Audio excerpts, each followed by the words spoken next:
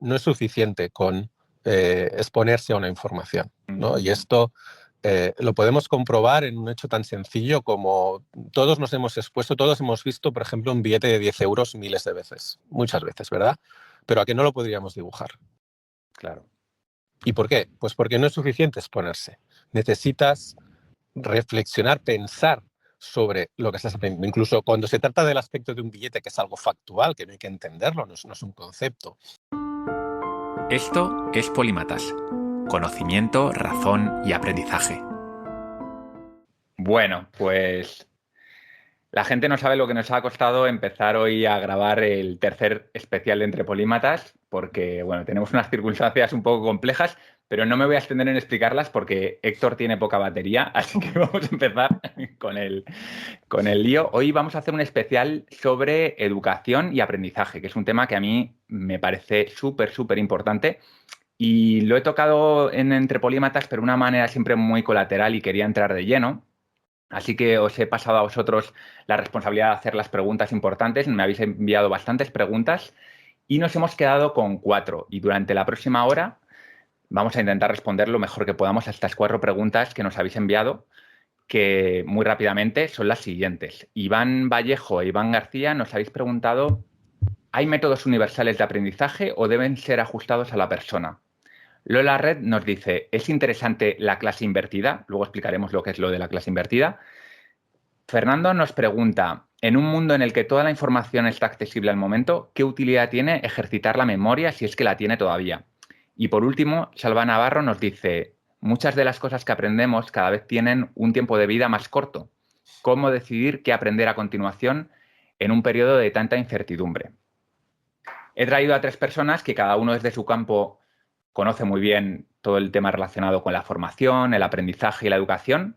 2 de ellos han estado conmigo antes, que son Héctor y David Alayón. Héctor Ruiz, que es psicólogo cognitivo, tiene una de las entrevistas en Entre Polímatas más escuchadas, gustó muchísimo.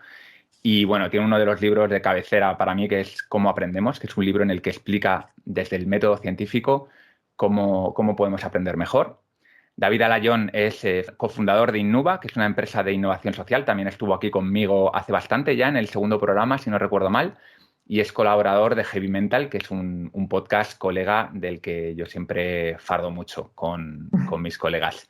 Y por último, Neus Portas, que es nueva en Entre Polímatas, es fundadora de Learnability Hub, donde ayuda a profesionales, directivos y emprendedores a desarrollar sus habilidades personales. Ha venido invitada porque me la ha recomendado David Alayón, no es que me la haya sacado por ahí de la manga. Así que nada, muchas gracias a los 3, especialmente a Neus, que no sabe dónde se mete. y bienvenidos. Muchas gracias. Muchas gracias, un placer estar por aquí de nuevo. ¿Sigues por ahí, Héctor? Aquí estoy, gracias. La gente no sabe que está metido en un coche a 3 grados de temperatura. Exacto. Y con muy poquita batería. Bueno, chicos, pues voy a entrar de lleno al tema antes de que las cosas se pongan peor. ¿Quién quiere empezar con la primera pregunta, que es la que nos han hecho los Ivanes, de ¿hay métodos universales de aprendizaje o deben ser ajustados a la persona? Mira, yo, si me permitís, para entrar en calor, voy a tratar de responder esta pregunta porque además, desde mi punto de vista, desde mi disciplina, digamos, es una pregunta muy, muy interesante porque va asociada a uno de los mitos sobre el aprendizaje más extendidos que hay.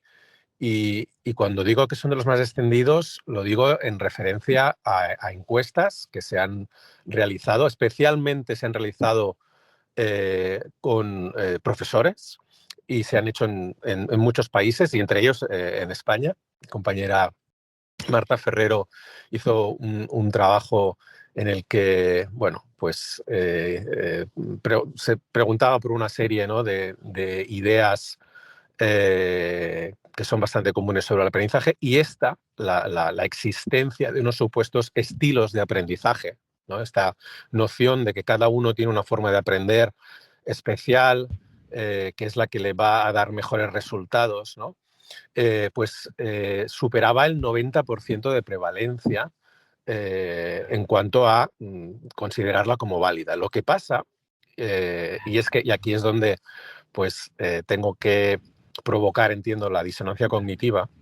Es que esta noción ha sido investigada una y otra vez en las últimas décadas, porque desde un punto de vista científico es muy interesante realmente averiguar si es cierto que las personas se distinguen, se diferencian por ese supuesto estilo de aprendizaje, ¿no?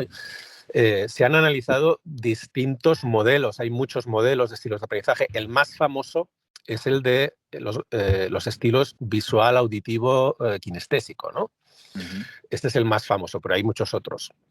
Y al ser una pregunta tan interesante, pues se ha investigado mucho a ver si realmente ese tipo de diferencias existen entre los aprendientes.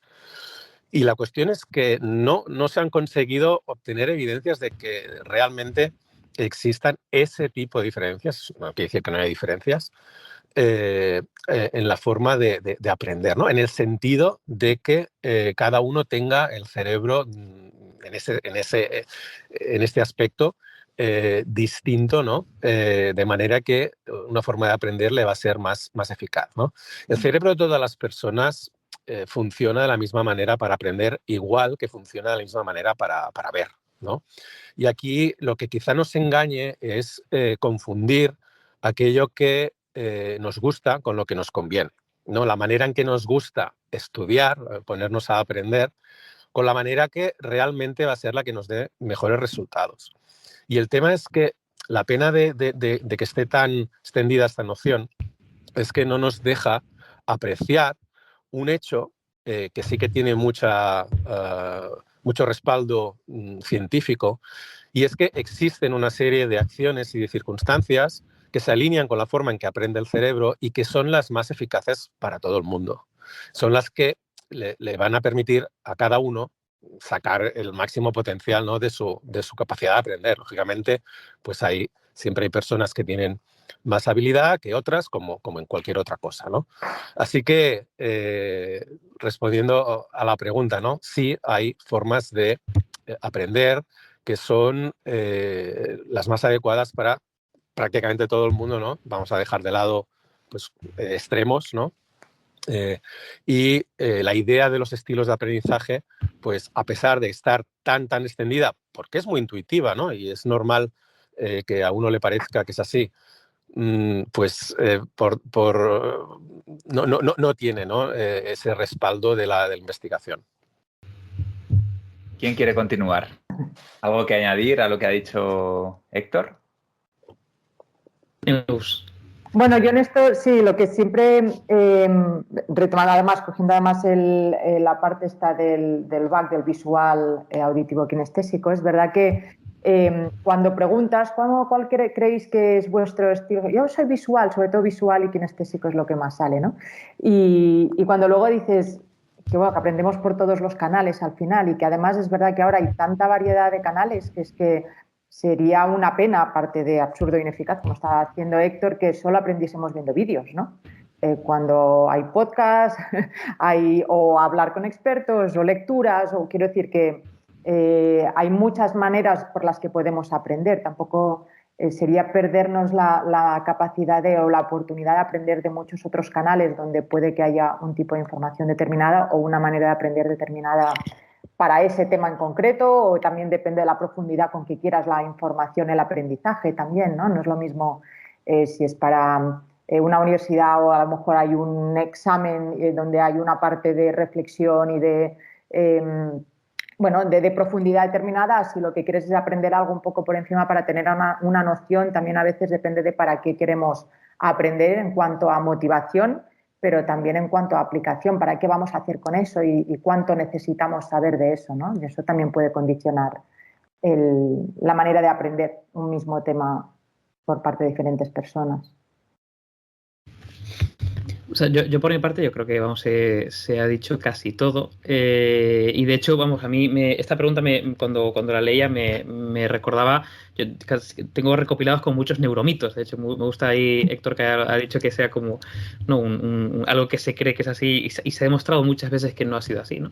Y nombro varios autores, y creo que la última autora que leí que hablaba sobre esto era Barbara Oakley en el libro de Mindshift, que ella hablaba también de preferencia de estilos de aprendizaje, o sea, preferencia de canales de aprendizaje, ¿no? Preferencia de mi motivación respecto, ¿no? De no hacer nada, ponerme a hacer algo, pues sí que puede estar influida en si mi predilección por algo es más audiovisual, es más de leer y escribir, es más de que también puede estar de alguna forma motivada por mi propia carrera profesional o una serie de vivencias que he tenido, ¿no? Entonces, ese punto de motivación de pasar a elegir un canal preferente respecto a otro sí que puede de alguna forma mermar tu aprendizaje, pero no desde el punto de vista, vamos a decir, cognitivo, ¿no?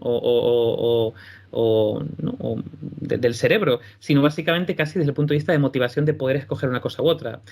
Dicho esto, lo que comentaba Barbara Oakley, comentan muchos autores, es que el gran superpoder aquí, ¿no? Es hacer una diversificación de canales y acostumbrarte a empezar a consumir contenidos de diferentes canales, sobre todo para poder aprovechar al máximo cualquier experiencia de aprendizaje. Yo, curiosamente, uno de los canales que menos he potenciado era el formato auditivo para aprender, el podcast. Y en los últimos 4 o 5 años ha sido como uno de mis canales de descubrimiento y principalmente era por un tema de motivación, de decir, ostras, yo casi prefiero coger un libro, ¿no? Y poco a poco vas cultivando ese canal y te das cuenta que, bueno, que retienes información, que la memorizas, que la interiorizas, y yo creo que tiene que ver con eso. También diré que hablar de estilos de aprendizaje, ¿vale? Creo que no todos entenderemos lo mismo por estilos de aprendizaje. Es decir, probablemente una persona, un neurocientífico, una persona experta en ciencias cognitivas, lo verá desde el punto de vista del cerebro, y si a lo mejor vas a otra persona, pues a lo mejor piensa que el estilo de aprendizaje también es la elección de un canal u otro con respecto a su motivación. Y entonces estaría más cercano a eso, ¿no? Es como el tema de inteligencia y inteligencias múltiples, ¿no? Ahí cuando me hablan de inteligencias múltiples y Gartner y demás, a mí como que me revientan un poco los oídos, porque eso yo no lo considero inteligencia. Es decir, podemos llamarlo talentos múltiples, oye, podemos llamarlo pero claro, hay también un punto semántico y de nomenclatura que es muy importante para tener un contexto común de qué estamos hablando, ¿no? Sí, pues aprovechando que Héctor se nos ha caído, como era previsible, a menos 5 grados de temperatura, pues el móvil ha dejado de funcionar. No me oís. Ha vuelto. ¿Sí? ¿Me oís? Sí, te oímos. Escuchamos, sí. Pensaba No, que te habías caído, perdona. Sí, no, es que lo que faltaba es que me han llamado al móvil y se ha cortado. Se ha cortado el Skype automático. Bueno, yo antes de darte paso a ti, voy a recordar una cosa que tienes en tu libro y en el que hablas de que en algunos casos el apoyo de distintos canales sí que puede potenciar algo el aprendizaje. Es decir, que si tú estás, por ejemplo, escuchando una charla y a la vez tienes una buena diapositiva quiere decir no una diapositiva que transcriba exactamente lo que está diciendo el conferenciante, sino que apoye, por ejemplo, la información auditiva que te está lanzando con una gráfica o con una imagen que te ayude a reforzarlo, a complementar esa idea. Eso, si no recuerdo mal, Héctor, en tu libro sí que hablas, ¿no?, de que hay estudios que apoyan esa tesis. Correcto, es que la idea precisamente, y una de las cosas que nos confunde, es que en realidad cuantos más canales usemos para aproximarnos a un objeto de aprendizaje, más conexiones vamos a hacer, y esas conexiones al final lo que nos llevan es a un mejor aprendizaje, un aprendizaje más duradero y más transferible a nuevas situaciones. Entonces, realmente, a veces hay situaciones en las que una persona, ¿no?, le puede parecer que quizá le va mejor un canal, ¿no?, o una forma de aprender, porque probó una, no lo acabó de entender y luego probó la otra y sí, ¿no? Pero es que en realidad quizá lo hubieran probado de otra forma, ¿no? Y es más la casualidad de que el hecho de ir acumulando experiencias es lo que nos ayuda al final a atar cabos, ¿no? Y entonces a conseguir esa primero comprensión, ¿no? Y por otro lado, un aprendizaje más duradero. No he conseguido no he podido oír lo que comentaban aquí los compañeros, pero sí, al final David comentaba la cuestión léxica de lo que significa estilo, ¿no? Y esto creo que es importante porque al final sí que es importante, ¿no? Entender que cuando estamos hablando de que esta noción de los estilos no tiene soporte, claro, cuando alguien habla de estilo, lo que está diciendo es que hay maneras de hacer algo distintas, ¿no?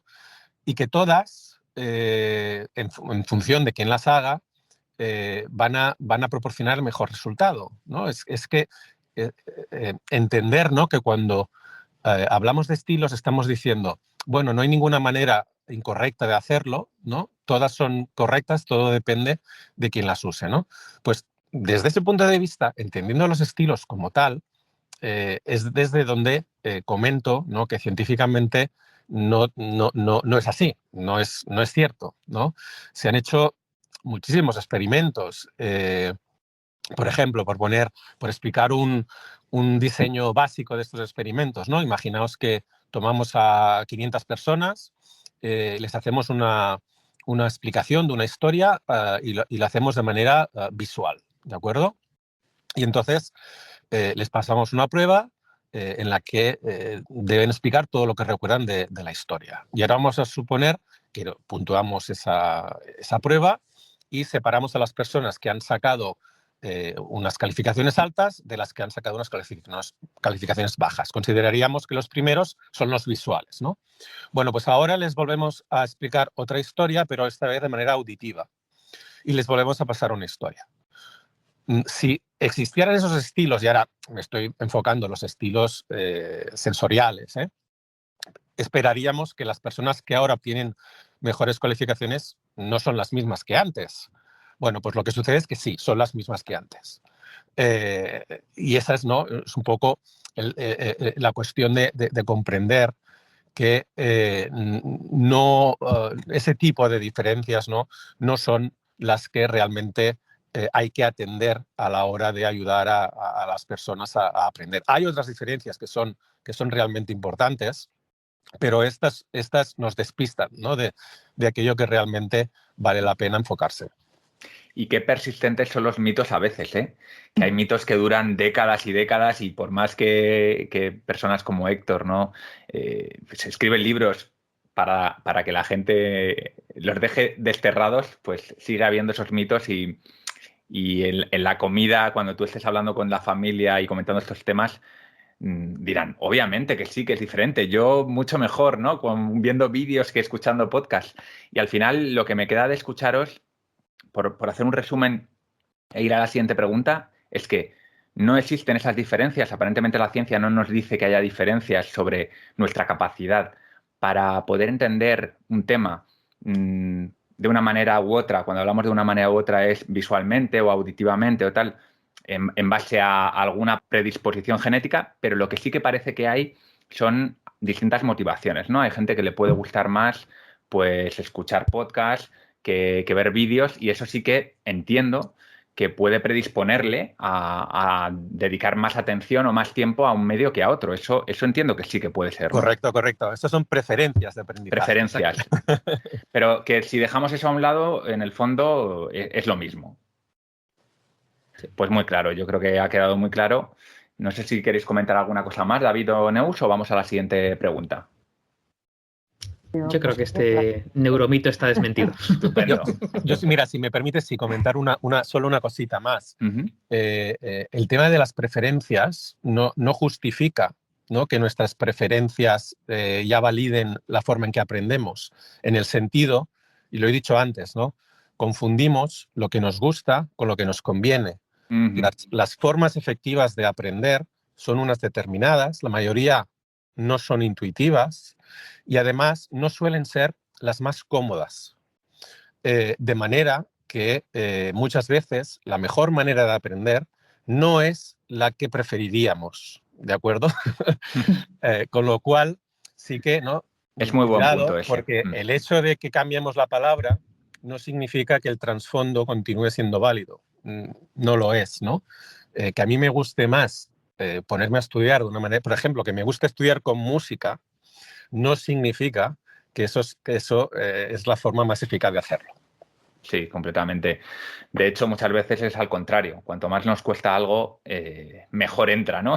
Porque cuando yo, por ejemplo, tengo que estudiar de verdad, pues al final tienes que dedicarle más atención, más energía, intentar evocar, ¿no? Antes que simplemente ir al libro y repasar. Y ese tipo de cosas cuestan, tienen un trabajo adicional.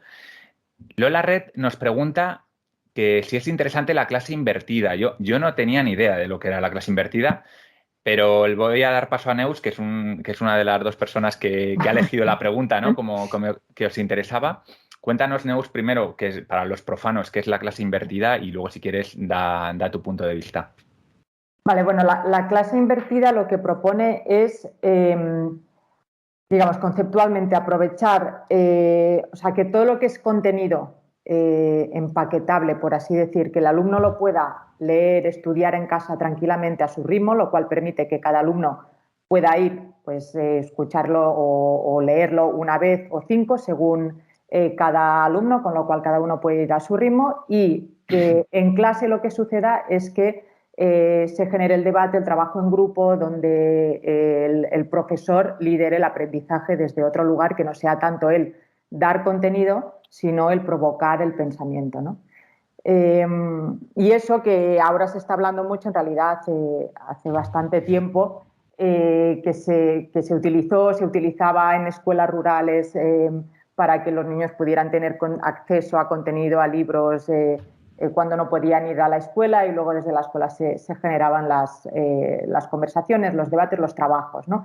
Pero es verdad que ahora se ha puesto mucho más de moda. Es verdad que, bueno, se ha llevado al formato digital, en el que parece que en casa ven vídeos y en clase trabajan en grupo, ¿no? Y bueno, yo el motivo por el que sí, he dicho, bueno, este tema estoy bastante con esto es porque, bueno, yo una de las cosas que hago es acompañar a profesores a los que les han soltado todo la explicación de lo que es la Flipped Classroom, y les dicen, esto es la caña, hacedlo, ¿no? O sea, incorporarlo en clase, y que al final muchas veces lo que hacen es, bueno, se ven como, ahora tenemos que grabar todos los vídeos, y cuántos vídeos grabamos, y cómo lo hacemos, y cómo grabo vídeos, y luego ya en clase hago trabajo en grupo, ¿no? Y entonces muchas veces, pues claro, o no acaba de funcionar, o no se sienten seguros de qué es lo que tiene que suceder. O sea, al final parece que la complejidad del Flipped Classroom está en, pero ¿qué tengo que hacer en casa? ¿Qué tengo que hacer en clase? ¿No?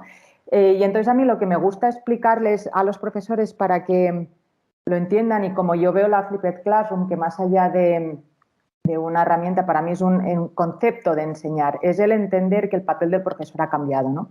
Que ya no es el único que tiene el contenido, que es verdad que en formato universidad, por ejemplo, que es donde lo trabajo yo, es el que empaqueta ese contenido, pero que puede que sea con contenido propio o alimentándolo también de otros expertos para aportar diferentes visiones, pero al final entender que el papel del profesor ya no es el del que está ahí hablando y yo suelto todo lo que sé y ahora tú aprendes lo que te he contado y me lo repites, sino que precisamente el potencial que tiene el profesor es de hacer pensar a los alumnos, ¿no? Más allá del contenido. Yo, como digo, si de lo que sucede en clase uno puede pedir a alumnos ahí apuntes y fotocopiar, hay algo que no estamos haciendo bien. La experiencia en clase debería ser otra cosa, donde el aprendizaje debería ser mucho más que apuntar para memorizar, ¿no? Igual que el trabajo en grupo no debería ser solo nos repartimos tareas y luego lo ponemos en común. O sea, el trabajo en grupo debería ser un momento de reflexionar, de pensar, de confrontar ideas. Pero como los alumnos no lo saben hacer, pues por juventud y porque nadie les ha enseñado, porque no, afortunadamente ahora se va incorporando ya desde primaria, pero no es algo muy común, el tener un experto en clase, que al final es lo que es el profesor, donde te hace preguntas y te enseña a hacerte preguntas, para mí este es el gran valor de la clase invertida. Y luego ya el que sea vídeo, no sea vídeo, lo que sucede antes, después, es secundario. Es ya un tema de proceso y que cada profesor elige el proceso, que las herramientas y cómo lo quiere hacer, ¿no? Pero para mí me parece interesante esta idea, que para mí el Flipped Classroom lo que permite es poner al alumno en el centro de verdad y desde ahí hacer trabajar. Y además permite una personalización brutal, porque si el alumno en casa, si le cuesta, se lo mira 5 veces, y si le resulta fácil, con una vez ya lo tienes. Aquí ya tienes la primera personalización, ¿no? Y luego en clase, el profesor puede ir mirando qué preguntas están haciendo, dónde están atascados, cuál es el debate que se está generando, puedes llegar a personalizar muchísimo más el aprendizaje, ¿no? Realmente estás partiendo del alumno. Entonces, a mí me parece interesante, pero implica un cambio de mindset muy importante, que de hecho es por lo que me contrato para este acompañamiento que lo llaman coaching docente en mi caso, pero para eso, porque el profesor muchas veces el proceso que tiene que hacer no es tanto de metodología, de qué es lo que hago primero y segundo, sino de cambiar el chip y entender que su rol ha cambiado, ¿no? Entonces, a mí me parece que tiene un potencial brutal si se entiende bien el Flipped Classroom. David, ¿te lanzas tú? Me lanzo yo. O sea, yo sí sabía lo que era la clase invertida. La verdad que, claro, evidentemente lo sé a priori por las personas que tengo en mi rol que tienen niños, que es donde realmente se empieza o les llega el concepto y empiezan a hablar sobre ello. Pero luego, claro, esto se puede aplicar en el fondo, pues eso, a la universidad, se puede aplicar incluso al mundo corporativo, aunque este cuesta un poquito más porque tienes que hacer que los profesionales se empapen primero, lo cual es muy complicado que saquen tiempo. Normalmente vienen sin leer nada a una clase a intentar que en 1 hora y media, 90 minutos, le condenses todo y cuando terminen que lo sepan, ¿no? Yo lo que quería comentar en relación con esto es que al final yo creo que también, y yo creo que Neus lo ha apuntado súper bien, pasan dos cosas, ¿no? Lo primero, que el contenido ya no solamente no está centralizado, sino que tú puedes acceder a contenido más actualizado y mejor, probablemente en otras fuentes, ¿no? Incluso más estructurado, más actualizado, que no vengan directamente del profesor, y el profesor yo creo que el contenido como tal se está convirtiendo en una commodity, es decir, puedes acceder a una infinidad de fuentes y realmente cada vez se va a poner o se está poniendo más en valor la experiencia. Es decir, que cuando tú accedas a un profesional que te va a dedicar de forma síncrona, y ojalá síncrona presencial, te dedique tiempo, es más, en vez de para decirte algo que lo puedes haber leído en 400 sitios, pues probablemente que te cuente su experiencia, ¿no? Y sobre todo que te pueda hacer reflexionar, ¿no? Que te haga las preguntas clave. Y el segundo punto que quería destacar aquí es, al final yo creo que hay una pirámide muy famosa, que es la pirámide de William Glasser, que al final te va diciendo desde qué punto de retención o interiorización del contenido tienes en base a tu nivel de involucración, ¿no? Pues si solamente lo lees y tomas notas, o te vas involucrando hasta tal punto que cuando realmente lo explicas a otra persona, ¿no? O participas de forma activa, terminas como de interiorizarlo, ¿no? Y yo creo que este tipo de clase lo que potencia es justo eso, es decir, se dan una serie de mecanismos que ya sean de debate y de reflexión, ya sean de feedback, que de alguna forma potencian que tú interiorices más ese conocimiento, ¿no? Entonces, yo lo veo muy interesante, claro, siempre y cuando se cumpla. Es decir, que la persona, niño, alumno, universitario más, venga con el contenido ya de alguna forma en mente, porque lo que se puede dar también es una cosa muy frustrante, que es llegar a clase y plantear una dinámica donde realmente la gente no ha venido con eso en mente, o la mitad sí, la mitad no, o algunos sí, algunos no. Por lo tanto, ahí viene también un punto de ver cómo se puede manejar esa situación. Pero en el escenario ideal, donde la gente viene con un contenido en memoria de trabajo, ojalá, y a partir de ahí lo termina de interiorizar por medio de ejercicios, por medio de feedback, por medio de debate, reflexión, yo creo que me parece un método, ideal. En este sentido, perdona, con lo que dices, que claro, que lo ideal es que vengan con el contenido aprendido, leído, según el formato de casa. Esto es básico, ¿no? Y lo que algunos profesores hacen, porque claro, tienes que habituar al alumno a trabajar así, porque como si no ven que de verdad necesitan ese contenido para participar y para poder estar con sentido en clase, pues ya sabemos que los hay que tienen interés y se lo miran y se lo aprenden, y los hay que, oye, pues si me escaqueo, me escaqueo. Entonces aquí el tema está, y esto lo han comprobado muchos profesores, es que el profesor tiene que tirar.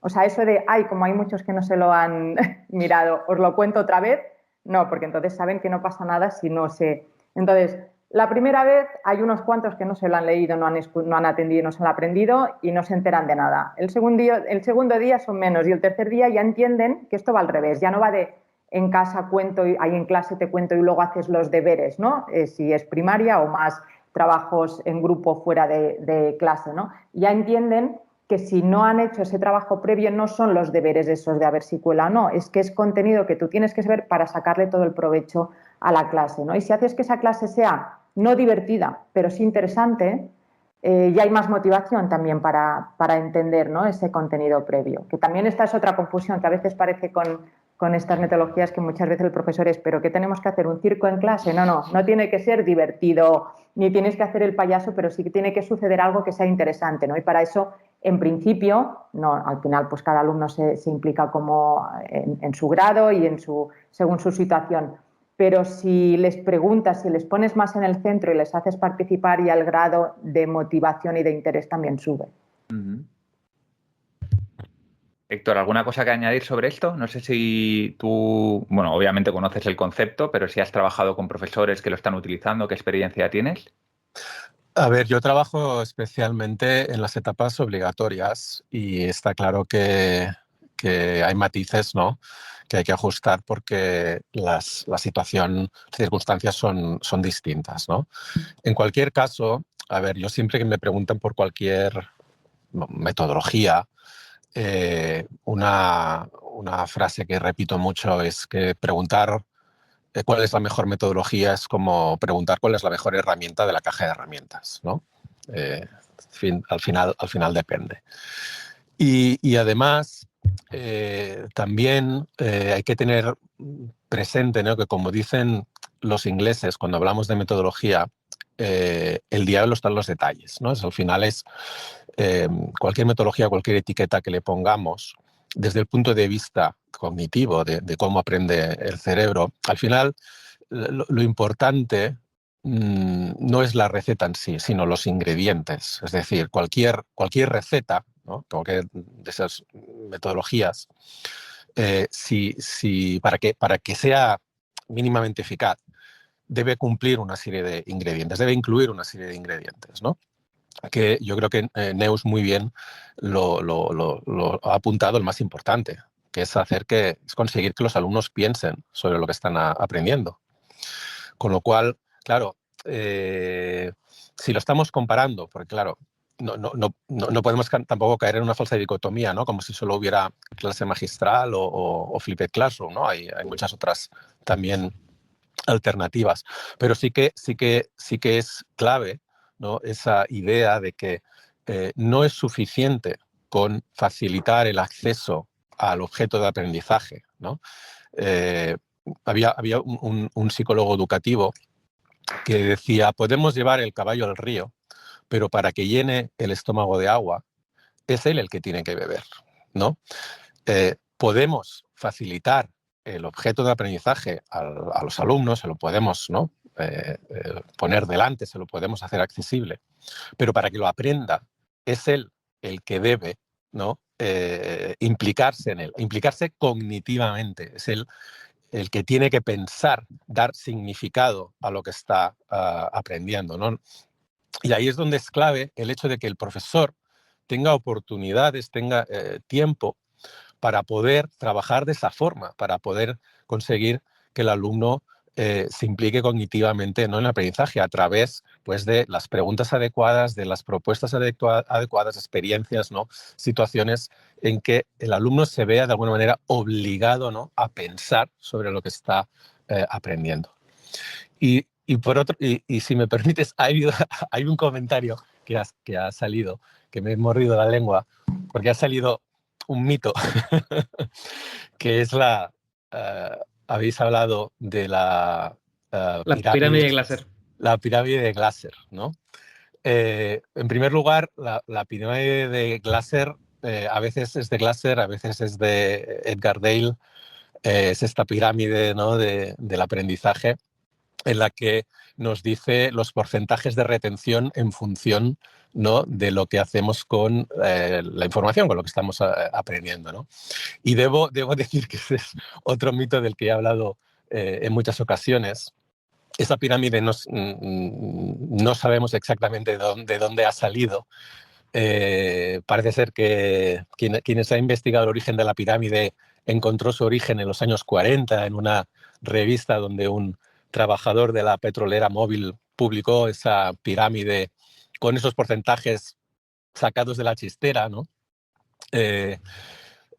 Y esta pirámide, pues, se utiliza mucho, ¿no?, en formaciones y todo, y en realidad esos porcentajes no tienen ninguna validez científica y muchas de las acciones, ¿no?, que indica que son las que ayudan a aprender, no todas, pero muchas no son las que los científicos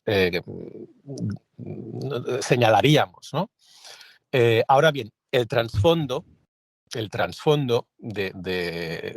la idea, ¿no?, por la que incluso creo que se ha referenciado a ella, yo creo que claro que tiene su validez, porque es lo que acabo de decir, ¿no? Es esta idea de que para realmente aprender es importante que haya una implicación, ¿no?, con esa implicación cognitiva, ¿no?, con ese objeto de aprendizaje, y que la mera exposición a la información no es suficiente. De hecho, fíjate, pues, ya por alusión respondo. De hecho, o sea, me parece muy interesante que lo hayas sacado, porque yo de forma totalmente intuitiva, de hecho, cuando hablo de niveles de involucración, ¿no? Y de hecho creo que en la primera pregunta nombraste que, bueno, cuanta más conexiones se hagan, cuanta más zonas se activen, más conexiones se hacen. Yo siempre hablo que cuanto más zonas activen en el cerebro, más conexiones se hacen, más consolidas el aprendizaje, tiene que ver mucho con la involucración, ¿no? Fíjate, cuando hablo de la pirámide, es muy curioso porque mira que me he leído libros y libros y libros para intentar encontrar el origen de la pirámide y tampoco lo había encontrado. Pero claro, de forma totalmente intuitiva, lo que nombro justamente cuando hablo de metodologías y técnicas de aprender de manera más efectiva, de aprender a aprender, siempre digo lo mismo, digo, no fiéis de los porcentajes, más intuitivamente digo, esto no tiene ningún sentido, ninguna base, pero fijaros realmente en cuál es el proceso, y el proceso tiene que ver con la involucración, ¿no? Y me gusta como citar a diferentes personas que al final, pues, como seguramente muchos, incluso Val, yo creo que lo cito varias veces, a Feynman, ¿no? En la parte final, que es lo que tiene que ver con el tema de conseguir transmitir el conocimiento de manera sencilla para validar que realmente lo has aprendido. Pero claro, el progreso de involucración es realmente lo que sí que está validado, ¿no? Independientemente que la figura sea una u otra, y evidentemente que los porcentajes no tengan ningún sentido. No, yo perdona, pero creo que las acciones jerarquizadas, es decir, no podemos hacer caso ni de los porcentajes, ni de la jerarquía indicada, ni de que esas acciones exactamente sean de mejor a peor o de peor a mejor, ¿no? Es decir, el hecho de poner, creo que normalmente en la punta está leer. O sea, leer como que lo que lees solo retienes, no me acuerdo, un 5 o un 10%, dicen algo así. Sí, pero eso es que no tiene nada que ver, nada que ver con leer o no leer. Lo importante es lo que haces con lo que has leído. Sí, yo lo he estado buscando porque no la conocía, y efectivamente la parte de arriba es leer y la última es enseñar. Bueno, yo creo que el espíritu de la pirámide no está mal orientado, que es que esto también lo comentas tú en tu libro, Héctor, que además me lo estoy releyendo justo ahora, y es que cuanto más trabajas con una idea, más la interiorizas y más la aprendes, ¿no? Entonces no es lo mismo simplemente leer un texto que, por ejemplo, que tengamos un debate sobre el tema o que lo compare con otras ideas, ¿no? Que haga una lectura más crítica. Entonces, bueno, desde ese punto de vista, digamos que la pirámide en su esencia tiene su sentido. En los datos parece que no lo tiene en absoluto, así que la pirámide de Glasser no hay mucho caso. La intuición de fondo, yo creo que es la que es válida. La intuición de fondo, ¿no? Lo que todos entendemos de que al final no es suficiente con exponerse a una información, ¿no? Y esto lo podemos comprobar en un hecho tan sencillo como todos nos hemos expuesto, todos hemos visto, por ejemplo, un billete de 10 euros miles de veces, muchas veces, ¿verdad? Pero ¿a qué no lo podríamos dibujar? Claro. ¿Y por qué? Pues porque no es suficiente exponerse. Necesitas reflexionar, pensar sobre lo que estás aprendiendo. Incluso cuando se trata del aspecto de un billete, que es algo factual, que no hay que entenderlo, no es un concepto, también es importante tratar de pues buscar patrones que nos resulten familiares, ¿no? Explicar por qué creemos que aparecen las cosas que aparecen, compararlo con otros billetes, ¿no? Y ver pues también, ¿no?, patrones que se repiten, como por ejemplo, bueno, pues sabéis que en los euros salen distintos estilos arquitectónicos, ¿no?, en cada billete. Bueno, y todas estas cosas, ¿no?, son las que nos hacen realmente aprender. Yo creo que la noción de fondo está bien, pero debo romper una lanza en el sentido de que yo creo que no es necesario que usemos recursos como pirámides que no sabemos de dónde han salido, atribuidas a personas que no hicieron nunca esa pirámide, ¿no? Y que a veces son uno u otro. Es como la pirámide nutricional, que tampoco hay que hacerle mucho caso a la clásica, quiero decir. Yo de eso no sé, no voy a entrar ahí. Bueno, puestos a elegir sí. mejor el plato de Harvard, que es un poco más... Pues si os parece, vamos a pasar a la siguiente pregunta, que a mí me parece a mí personalmente es una de las que más me interesa saber vuestra opinión. La ha hecho Fernando y nos dice, en un mundo en el que toda la información está accesible al momento, ¿qué utilidad tiene ejercer la memoria? Si todavía la tiene. Esto yo entiendo que viene un poco por la idea esta de que antiguamente el ejercitar la memoria era algo súper valioso, ¿no? De hecho, pues los griegos era algo a lo que le daban muchísima importancia, retener textos, y hasta hace no mucho, bueno, pues en algunas zonas del mundo se memorizan textos completos, y parece ser que en Occidente en general es algo que ha quedado un poco dejado de lado. Yo sé que ahora Héctor me va a decir, no es así porque siempre estamos ejercitando la memoria cada vez que aprendemos algo. Pero en el sentido más de estudiar por retención, ¿no? Lo que entendemos todos por retención memorística, quizá eso sí que se ha dejado un poco de lado, ¿no? Entonces, aquí Fernando lo que nos dice es, bueno, si tenemos a golpe de Google cualquier información, ¿tiene sentido que memoricemos la información como lo hacíamos antiguamente? ¿Quién quiere empezar con esto? Bueno, yo si me dejáis a mí no acabo, pero... Bueno, pues empieza tú, Héctor, y así luego... ¿Seguro? Dale. Bueno, a ver, lo primero es que de nuevo tenemos aquí otro mito, el mito de que podemos ejercitar la memoria. La memoria no funciona así. La memoria no es como un músculo que podamos ejercitar para que se haga más fuerte y que por lo tanto sea mejor, permitiéndonos aprender cosas nuevas. No funciona así la memoria. Como la mayoría de las habilidades cognitivas son específicas del contenido en sí. La cuestión es que sabemos que, bueno, el hecho de que ejercitemos, ¿no?, la memoria aprendiendo unas determinadas cosas no nos va a hacer mejores para aprender otras. Un estudio clásico del año 80 en que un estudiante universitario se le entrena para que consiga recordar series de números al azar, ¿no? Y es capaz de repetir hasta 79 números, ¿no? Lo cual no es nada comparado con lo que hacen los atletas de la memoria. Lo interesante, ¿no?, es que si a este chaval o a los atletas de la memoria, en vez de números, ¿no?, se le daban letras, pues volvía a ser capaz de recordar pues lo que cualquiera de nosotros, ¿no?, entre 6 o 7 como mucho en orden. Y es que la memoria no funciona como un músculo y por lo tanto esta idea de ejercitarla ya de entrada no tiene sentido. Igual que todos estos programas de brain training, etcétera, por desgracia no han conseguido superar el escrutinio de la ciencia. No funciona así nuestro cerebro. Voy a intentar, perdona Héctor, voy a intentar reformular la pregunta, porque yo creo que Fernando no va tanto por ahí, sino más bien por la idea esta de si tiene sentido memorizar datos históricos. ¿Para qué adquirir conocimientos si está Exacto. todo a golpe de Google? Que está muy bien dicho lo que has dicho, porque yo creo que es una creencia muy habitual, ¿eh? Sí. Pero un poco también por redirigir la pregunta por donde creo que va Fernando. Bueno, pues en cuanto a esto también, que es otra noción pues que no está en línea con lo que sabemos sobre cómo funciona nuestra cognición, es la cuestión de que al final cualquiera de esas habilidades, ¿no?, que consideramos que, ¿no?, pero de hecho esta noción va acompañada de lo siguiente. Se dice, ¿para qué aprender contenidos cuando lo que deberíamos hacer, ¿no?, es desarrollar la creatividad, desarrollar la resolución de problemas, el espíritu crítico, ¿no?, la capacidad crítica, etcétera?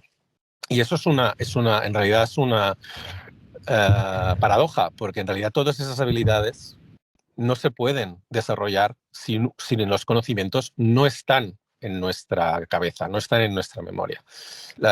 El problema es que entendemos la memoria como si fuera un almacén de datos, ¿no?, que luego pues podemos usarlos igual que los usaríamos mirando Internet. Y no es así como funciona nuestra cognición. Nuestra memoria, para empezar, no es un almacén de datos, es una red de significados que nos permite automáticamente ser capaces de interpretar la información a nuestro alrededor, razonar, imaginar, crear, y de una forma que no podemos llevarla a cabo si esa información no está en nuestra cabeza, ¿no? Si tenemos que ir a buscarla afuera. Entonces, esa idea de que para qué voy a adquirir conocimientos que están en Google, no tiene razón de ser, más allá de que, lógicamente, es imposible que aprendamos de todo, y al final, ¿no? Pues uno acaba pues, enfocándose en una serie de cosas, ¿no? Pero si cree que porque el hecho de estar en Internet le van a dar la misma ventaja que si las conociera, pues es evidente que eso no funciona así, ¿no? Yo creo que nadie se dejaría operar por un cirujano que tuviera que irlo mirando todo en Internet, ¿no? Yo creo que esa analogía ya da la respuesta, ¿no? Final. Pero bueno, yo creo que hay matices aquí. Seguramente Neus y David pueden aportar alguna otra cosa. Bueno, yo estaba pensando en el efecto Google que leí hace un tiempo, que hablaba precisamente de que cuando en experimentos se había visto, esto Héctor tú lo sabrás mejor, pero que cuando se hacía memorizar unos datos, pero se decía a los participantes que esos datos estaban guardados, la capacidad de memorizar era menor que si uno pensaba que esos datos no estaban en ningún lado, ¿no? Y eso lo llamaban efecto Google porque lo que provocaba era una relajación de la memoria. Y entonces también incluso los autores del experimento decían, bueno, igual no es malo esto, o sea, es decir, los datos pueden estar en Google como pueden estar en un libro o pueden estar en la mente de un experto, ¿no? Que lo importante es también saber a quién recurrir o dónde recurrir para tener esos datos, es decir, sabiendo pues lo que dice Héctor, que no podemos tenerlo todo en nuestra cabeza, pero sí que es importante saber dónde recurrir para según qué información, ¿no? Y hablaban de esto, del efecto Google, que me parecía interesante entender que sí, o sea, que efectivamente repercute en la manera en que memorizamos. Y yo lo veo en los alumnos que ponen menos intención, que al final yo creo que parte ¿no? Para poder memorizar y a nivel más capacidad, para mí hay un tema de atención y otro de intención, ¿no? Que es lo que influye también en cómo que memorizamos, ¿no? No es tanto entrenar a tener más memoria, yo creo que lo que hay que entrenar es a tener esto, más atención.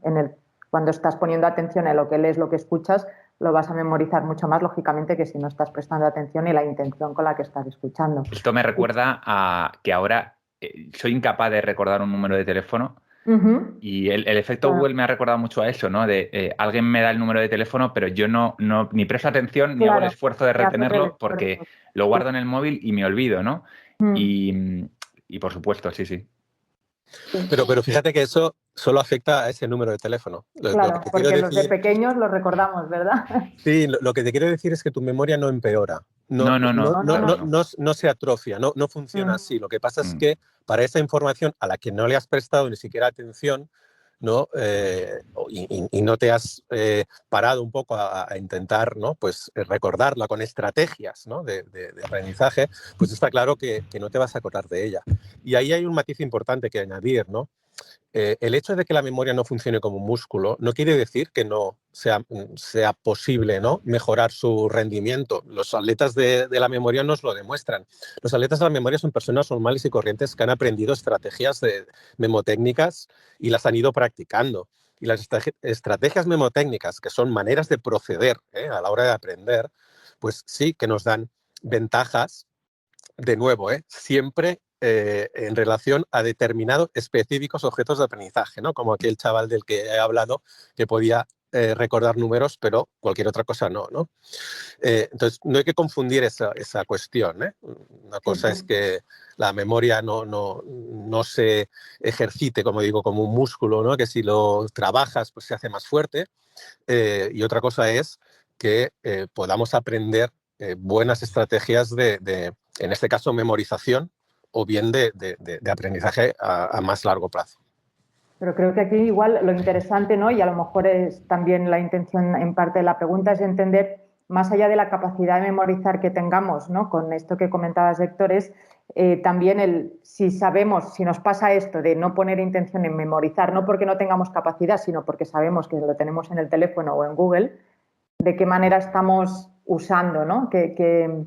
Cómo está cambiando nuestra manera de poner intención en memorizar, ¿no? Más allá de la capacidad. Y es verdad que creo que esto cambia la manera de aprender, por también lo que decía Héctor, no puedes ser creativo si no tienes no haces una búsqueda en Google y le dices mix, ¿no? Y de ahí te salen ideas. Las ideas salen cuando pasan las tienes en la cabeza, las mezclas de una manera determinada en un momento determinado y te salen. Exacto. Necesitas eso para generar ideas, ¿no? Entonces, si no hemos puesto intención en tener los datos, en generar las conexiones, de qué manera nos puede estar cambiando la manera en que aprendemos y el output, ¿no? También un poco, porque sí que cambia la intención a la hora de memorizar y no sé de qué, bueno, creo que hay un debate ahí de cómo puede afectar esto, ¿no? En el output que podemos crear luego con esta relajación, este efecto Google, digamos, ¿no? No sé, yo lo veo más ahí el debate. David, ¿cómo lo ves tú que al final tú te dedicas a la innovación y todo el tema, por ejemplo, de la creatividad que comenta Neus, para potenciarla? Y yo estoy completamente de acuerdo con Héctor cuando le entrevisté y me dijo eso precisamente, ¿no? Me dijo, claro, es que tú no puedes ser creativo sobre un tema que no tienes los conocimientos previos. Y dije, pues tienes toda la razón. Claro. O sea, yo creo que hace falta básicamente el memorizar para poder construir sobre. Es decir, si tú no tienes básicamente esas nociones en tu cabeza, es imposible generar conceptos nuevos o generar conexiones nuevas, construir sobre eso si lo tienes que literalmente buscar. Es decir, yo creo que sí que está afectando. De hecho, hay un libro que es el de Superficiales, ¿no? El que está haciendo Internet con nuestras mentes, el de Nicolas Carr, que habla mucho sobre experimentos que se han hecho relacionados con cómo él se centra también en público más joven, ¿no? Está comenzando a memorizar la mejor forma de acceder a la información, no la retención de la misma, ¿no? Y eso es lo que está haciendo. Bueno, a nosotros hemos hablado del caso de los teléfonos, pero yo creo que se puede aplicar a muchísimos casos que hemos dejado de retener información porque sabemos cómo llegar a ella, ¿no? Claro, ahí yo creo que hay una especie como de espejismo, que es pensar que lo sabemos cuando no es así y pensar que podemos generar nuevos conceptos cuando tampoco es así. O sea, o lo retenemos y podemos generar ¿no? conexiones entre diferentes conceptos para generar, ¿no? O tener un pensamiento genuino o generar algo nuevo, que puede ser imaginación, creatividad, innovación y una retaíla muy grande de cosas, o no literalmente, o no vamos a poder conseguirlo, ¿no? Pero, sí. Pero no, es que esto que estamos discutiendo, que sepáis que ya en los escritos de Platón, ahora no recuerdo, el Fedón o en el Fedro, sí, Pedro, ¿no? Usando, sí. Ya lo decía exactamente, en este caso por otra tecnología, que era la escritura, ¿no? Y que claro. ya alertaba de cuidado porque la escritura va a hacer, ¿no? Que nos volvamos ignorantes, ¿no? Y que pensemos que somos sabios porque tenemos la información ahí, pero en realidad no lo somos, ¿no?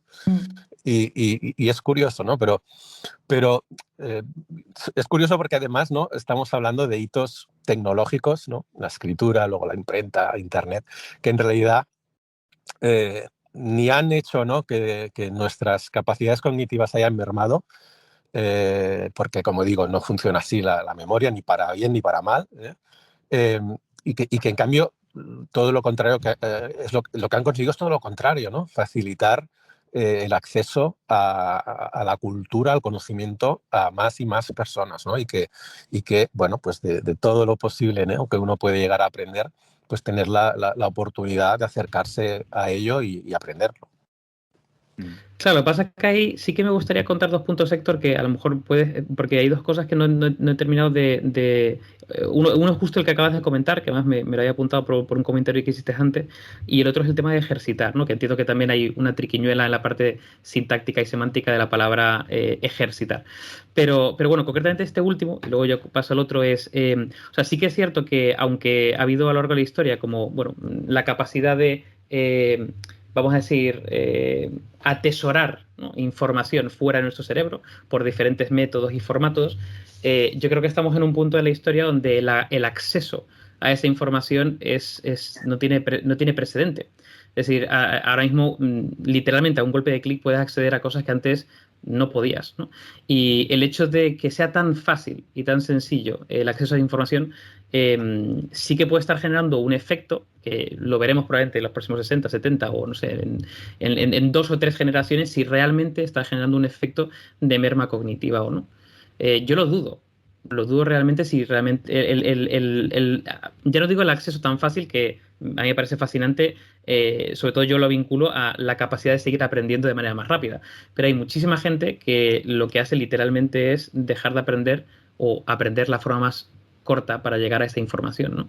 Y como la tienes accesible en tiempo real desde tu bolsillo, puede estar generando un efecto que probablemente lo veremos en generaciones. Bueno, es que como siempre estas cuestiones precisamente nos llevan a creer, ¿no?, que tienen que ser así, porque intuitivamente parece que deban ser así, ¿no? En este caso, pues es la idea de el órgano que no se utiliza, pues se atrofia, ¿no? Pero es que antes Bala ha predicho que yo iba a decir, no, pero sí, la memoria no vas a dejar de ejercitarla, la estás ejercitando continuamente. Todas tus acciones y todas tus experiencias están siendo registradas en la memoria. O sea, es imposible dejar de ejercitar la memoria de la forma en que, digamos, ha ido surgiendo a lo largo de la evolución, es decir, para el tipo de cosas, ¿no?, que ha ido evolucionando. De manera que, en principio, yo sinceramente considero que no vamos a ver ninguna merma de tipo cognitivo más allá. O sea, al contrario, es decir, ese acceso a Internet, a tantas cosas, estamos fijándonos en la idea de que, uy, pues ya no voy a memorizar los números de teléfono o ya no voy a memorizar tal. Sí, pero en cambio voy a ponerme a aprender un montón de cosas que me interesan y que antes no tenía la posibilidad de aprenderlas. Porque es que ahora cualquier cosa que nos interese, nos podemos ir a Internet, a YouTube, a donde sea, y ponernos a aprender sobre ello. Y esa precisamente es lo que decía antes, ¿no? Lejos de provocar mermas cognitivas, ¿no?, estos hitos tecnológicos han provocado siempre lo contrario. Y quizá, ¿no?, es en lo que nos tenemos que fijar. Y ojo que tampoco quiero decir, porque ya lo he dicho, nuestra condición tampoco va a mejorar porque tengamos la oportunidad de aprender más, digo como especie, o sea, porque para que nuestra cognición cambie se requiere un proceso evolutivo de por medio. Una persona, claro que su cognición va a mejorar si obtiene conocimientos, ya lo he dicho, ¿no? Precisamente los conocimientos son los que nos permiten razonar, imaginar, etcétera, ¿no? Pero no creo, ¿no?, que estemos delante de esta situación de atrofia, ¿no? Primero, porque no creo que se den las circunstancias, y segundo, porque, como digo, no es así como funciona nuestro cerebro.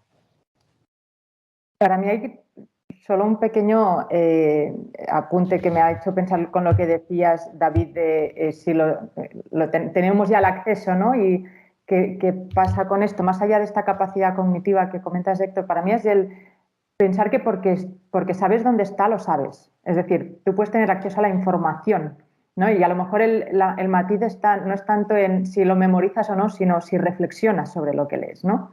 Entonces, el problema está a lo mejor un poco como lo tienes ahí y sé cuándo acceder y sé dónde está, y ya creo que me lo sé, incluso si lo tengo delante, ¿no?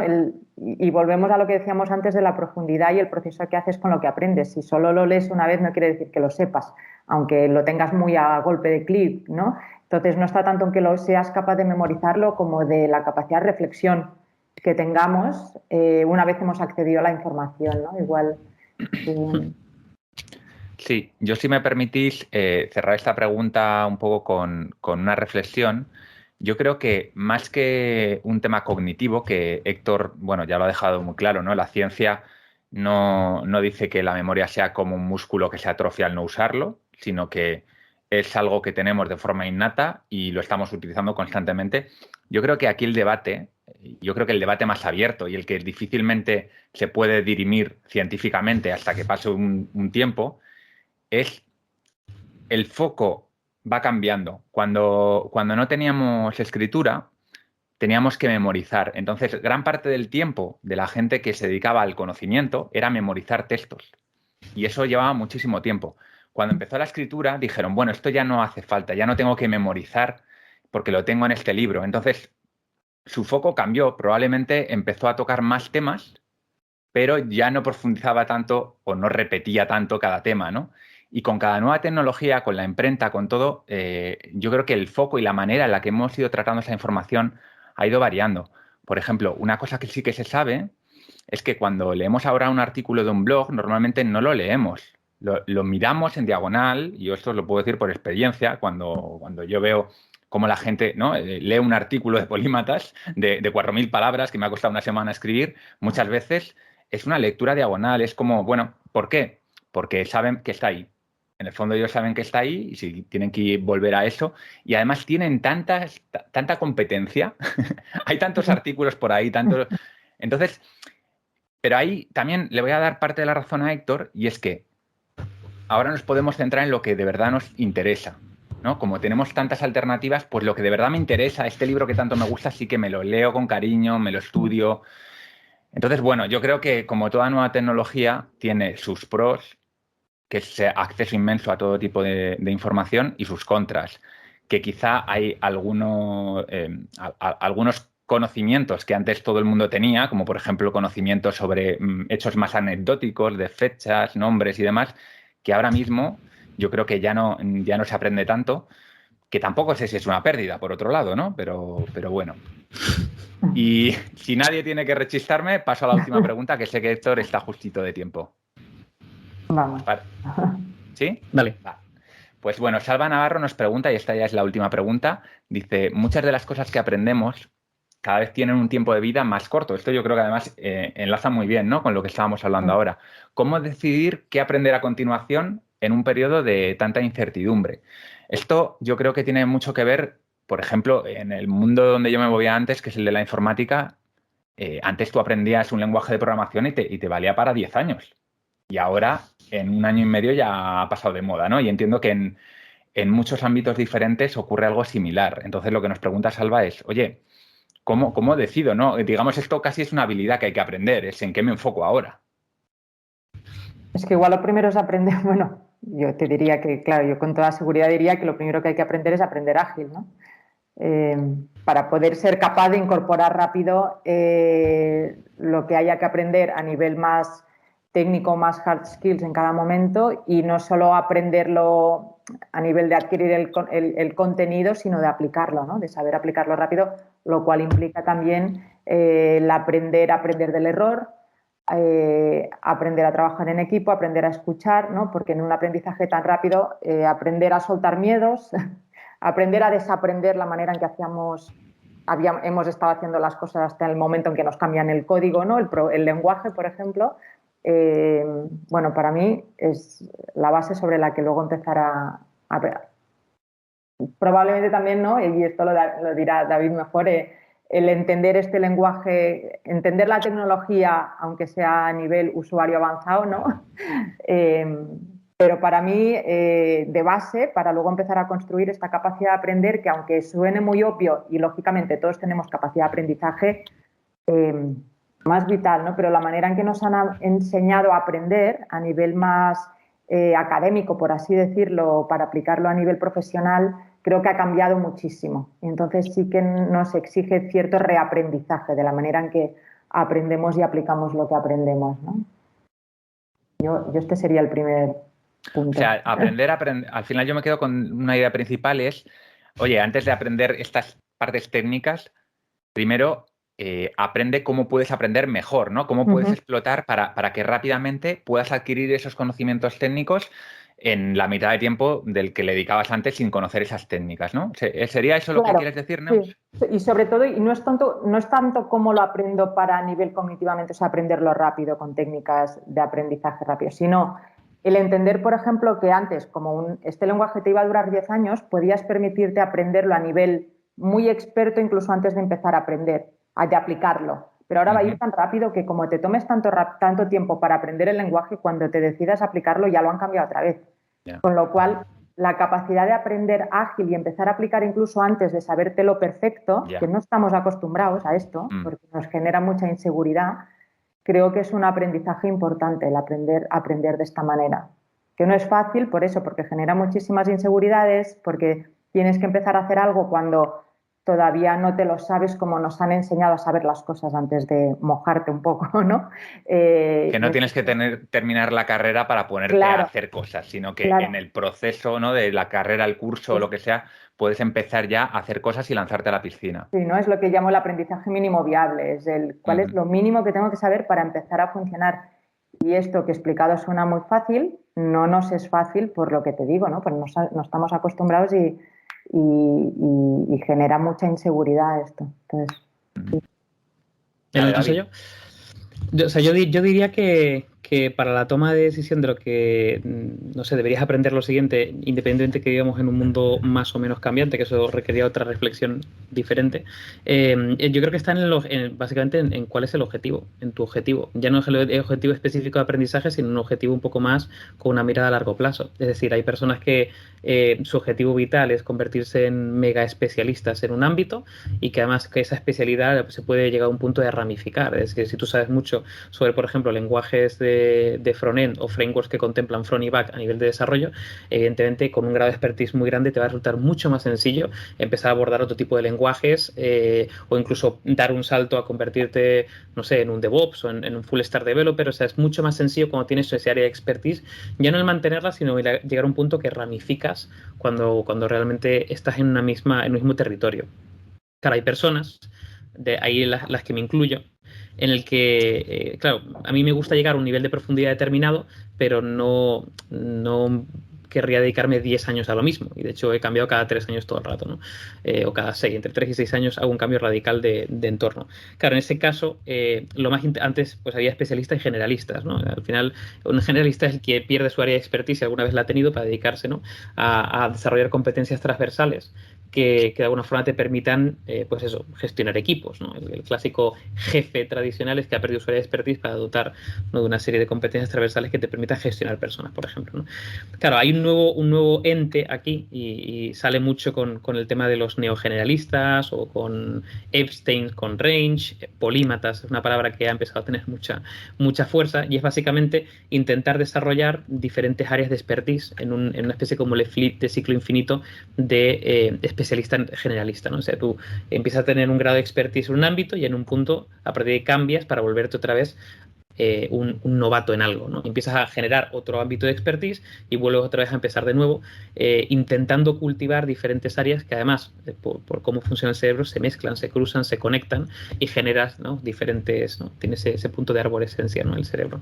Y lo que dice Neus es súper importante, porque al final puede ser que te interese que diferentes áreas pues no tienen una profundidad muy grande, sino básicamente lo mínimo suficiente como para conseguir algo, ¿no?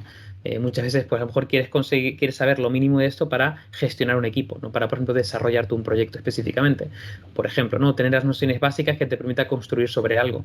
Entonces, claro, ahí dependiendo de cuál es tu objetivo vital o profesional, pues podrías escoger una ramificación u otra, ¿no? De centrarte en un ámbito y a partir de ahí ramificar, o estar en un proceso un poco más, que por cierto que es el más neogeneralista, ¿no?, que es el perfil ideal, por ejemplo, cuando te dedicas a temas de estrategia o de innovación o temas que en el fondo tienes que tener un conocimiento bastante más amplio para poder gestionar o intervenir en ese tipo de proyectos. Y de hecho se habla mucho ahora de la complejidad, ¿no? Está como muy de moda el tema de la complejidad y teoría de sistemas complejos y teoría de la complejidad. Este tipo, o sea, digamos que, y Epstein lo decía en su libro, ¿no?, basarte exclusivamente en un solo área de expertise para resolver problemas complejos no solamente es limitante, sino que puede ser desastroso, ¿no?, porque al final te sesga tu propia área o tu propio ámbito y no tienes la capacidad, ¿no?, de conectarlo con otro. Como Entonces, inciso, perdón. Sí, te iba a decir, lo vincularía, yo como respuesta diría vincularlo a cuál es el objetivo de esa persona y tener la capacidad de o adquirir una expertise que siempre se ramifique, independiente de que generes competencias transversales, o estar en un estado de neogeneralista. Sí, como inciso lo que decías cuando lo que quieres es tocar un tema por encima, el aprender rápido. Lo que quería comentar yo, cuando hablo de aprender rápido, no me refiero a aprendo lo básico y ahí me quedo, ¿no? Sino que sea más en loop, no es me lo aprendo todo y luego ya aplico y me hago experto, sino aprendo un poco lo mínimo para empezar a aplicar, porque también cuando aplico es cuando voy aprendiendo también y entendiendo qué es lo que sí necesito seguir construyendo, ¿no? En este formato Lean, ahí sigo aprendiendo, ¿no? No me quedo ahí, es decir, puedo quedarme ahí si lo que quería era un conocimiento muy básico para saber de qué iba, o puedo seguir profundizando todo lo que quiera en función del expertise que quiera llegar a coger, ¿no? Porque también es verdad que a veces parece que podamos tocar todo solo por encima y que no haya opción a profundizar, ¿no? Y como dice David, en función del expertise que quieras tener en este perfil, pues así, ¿no? El polímata o peine, como digo yo, que cada púa luego puede bajar todo lo que quieras en función de, no tienen que ser todas las áreas al mismo nivel, ¿no? Puede que en una tengas un expertise, pues bueno, un poco más en profundidad y en otras tengas nociones para, bueno, que te sirva para un proyecto concreto, para un momento concreto, ¿no? Pero que incluso siendo muy especialista en algo, no esperes a tener todo el contenido antes de empezar a aplicar, sino que sea muy circular y muy lean, y porque en cada aplicación vas viendo si va por ahí, ¿no? Y si la bajada va por ahí, o a lo mejor tienes que seguir creciendo, pero más en horizontal o más en vertical. Entonces, el tener esta agilidad incluso a la hora de profundizar. Héctor. Bueno, yo solo para complementar lo que han dicho, pues diría que para mí un poco la pregunta me recuerda a aquella noción, ¿no? de que para qué vamos a adquirir conocimientos si el conocimiento cambia tanto, ¿no? Y en el mundo en que vivimos cambia tantísimo. Está un poco con ese grupo de nociones que ya hemos comentado, ¿no? Y creo que entonces, simplemente para abordar la cuestión que David expresamente ha dicho que dejaba a un lado porque daba para otra reflexión, es realmente cuán cambiante es nuestro mundo, ¿no? En realidad tenemos esa noción de que, vaya, cambia muchísimo, pero en el fondo, si lo analizamos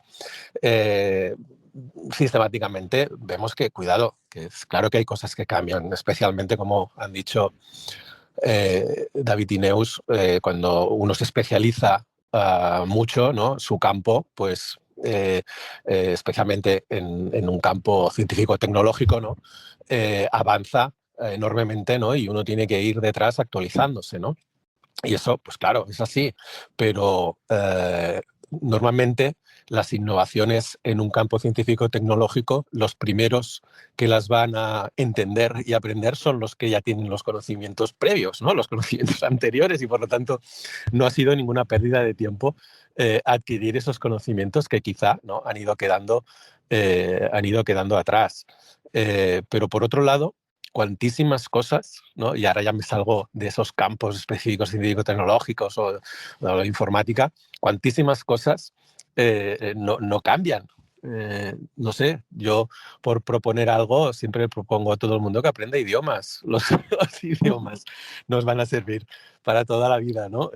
Así como muchísimas otras cosas que, como digo, o no van a cambiar, o el cambio que suponen, quien mejor va a estar preparado para aprender esos cambios, ¿no? es quien ya tiene una experiencia, un conocimiento anterior, ¿no? Como el que ya sabe conducir un coche con marchas, pues no va a tener ningún problema para pasarse a un coche automático, ¿no? En cambio, alguien que no sabe conducir, pues casi que le va a dar igual, ¿no?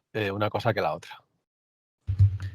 Pues sí, me parece una buena conclusión. Iba a decir para terminar, pero veo a David que quiere añadir algo. Sí, no, iba a matizar una cosa, porque justamente estoy escribiendo bastante sobre la complejidad últimamente, y cuando se habla, por ejemplo, que vivimos, ¿no? Se habla mucho de que vivimos en el entorno más cambiante y más complejo de toda la historia, ¿no? Que es una cosa que se puede pues debatir muchísimo, ¿no? Porque yo creo que cada civilización, diría, ¿no? Pienso que vivía en la época más cambiante de su historia. Pero fíjate, leyendo bastante información, la verdad que hay un dato muy, muy interesante que cogí, que es el nivel de invenciones que se habían creado o que habían surgido durante una época que habían generado un punto de inflexión.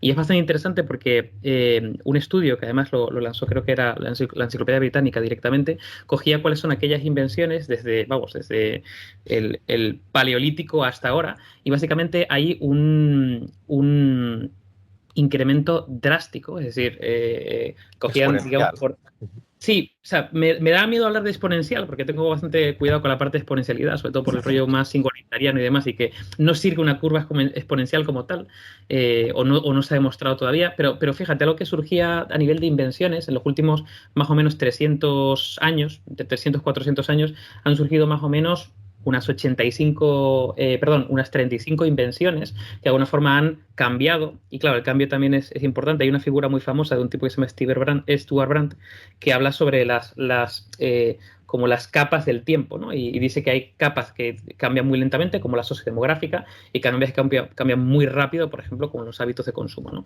Entonces hay como diferentes capas que dependiendo de eso cambian, ¿no? El caso es que este tipo de invenciones, esas 35, de alguna forma han generado como un punto de inflexión drástico, ¿no? Y si proyectamos, ¿no? o cogemos la época más cercana, de alguna forma se han aglutinado más todavía. Empieza a haber 75 y se proyecta que en los próximos 100 años haya más de 150 invenciones que hayan generado un cambio sustancial en nuestra forma de vivir y de consumir el mundo, ¿no? De hecho, por ejemplo, ya existen, evidentemente están todavía en un punto muy superficial, ¿no? Pero existen básicamente dispositivos que te pones en el oído y te traducen de forma simultánea, ¿no? Lo cual, pues, empieza a hablar del tema de los idiomas, ¿no? De decir, ostras, ¿por qué yo, por ejemplo, que empecé a aprender chino, yo decía, ostras, si yo evidentemente no voy a China o no practico el chino, se me va a olvidar. O sea, ¿para qué todo este esfuerzo si realmente va a ser muy complicado retenerlo, ¿no? Y de repente sale una empresa estadounidense que además los dos primeros idiomas que trabajan son el chino y el japonés, ¿no? Y decía, ostras, esto podría realmente cambiar los hábitos de consumo y llegar a un punto a cambiar incluso prioridades de aprendizaje, ¿no? Entonces, yo fíjate, ahí me cambió bastante la mirada de decir, ostras, a lo mejor no sé si vivimos en la época más cambiante de la historia, pero desde luego vivimos en la época en la que mayor número de invenciones que además tienen un impacto global, que es como, de hecho creo que somos la primera civilización global que existe en la historia, puede realmente generar un cambio, ¿no? Y a lo mejor no vemos por esa exponencialidad o por lo menos ese grado que probablemente vamos a vivir en los próximos años. Es curioso el tema del nivel del cambio. Muy, muy interesante el punto este de las tecnologías, cómo pueden afectar incluso hasta en algo tan básico, ¿no? Como el aprendizaje de las lenguas. Pues yo creo que lo vamos a dejar aquí, que es un punto muy interesante. Además, hemos conseguido que Héctor dure hasta el final de la entrevista, con lo cual yo estoy encantadísimo. Y nada, decirle a los oyentes y a la gente que nos está viendo que voy a escribir un artículo en Polímatas donde voy a intentar resumir todas las ideas principales, algunas citas que se han comentado, también porque sé que muchas veces este tipo de entrevistas o debates tienen tanta información que a la gente le apabulla. Entonces os podéis ir a Polímatas y a la vez que escucháis o veis, pues ir viendo ahí todas las referencias a los libros y a los temas. Y bueno, lo que digo siempre también, que os podéis suscribir a la newsletter, Píldoras de Sabiduría, donde os voy poniendo al tanto de todo lo que ocurre en Polímatas durante la semana. Chicos, pues ha sido un placer teneros aquí. Espero que os pueda volver a tener en un futuro, si puedo abusar un poco de vuestra amabilidad. Me lo he pasado muy bien, he aprendido muchísimo y nada, solo me queda despediros hasta la próxima. Muchísimas gracias. Sí, Gracias por la invitación. Muchas gracias. Gracias. Hasta luego. Hasta luego.